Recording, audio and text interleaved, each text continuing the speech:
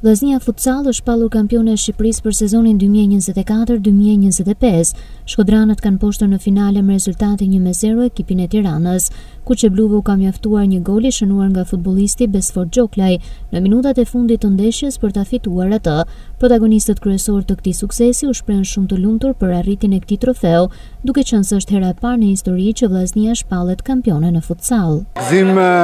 I veçantë edhe sepse jemi të parë në historinë e futsallit që e sjellim këtë kupë në Shkodër. Po këtë fitore, këtë kupë veçanërisht unë sot ja dedikoj njerit e mirë Lera, i cili nuk është me ne, po ka kontribuar goxha për këtë kupë edhe për futsallin, edhe me këtë shej unë dua që ta kujtojmë gjithmonë. Me thonë jam i lumtur është pak.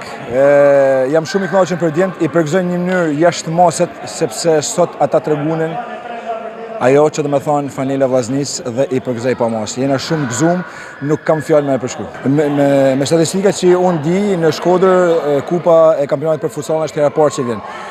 Kam fatin unë bashkë me bashkëpunëtorët e mi, gjithashtu edhe me lojtarët që e sonë për herë të parë në Shkodër dhe shpresoj të kena larguar edhe pak atë idhësinë e asaj që vllaznia psoi në kampionat. Një gëzim mjaft i veçantë sepse nuk ishte vetëm një finale, po ishte një rrugtim i gjatë me sfidat e veta gjithë vitin.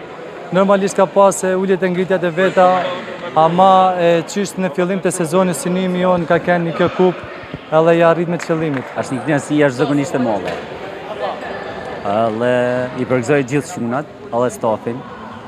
Kena tonë javën që kena punu për këtë ndeshje, edhe u shpall me kampion. Në këtë mënyrë vllaznia e drejtuar nga trajneri Alsit Tafili kurorzohet kampione e Shqipërisë.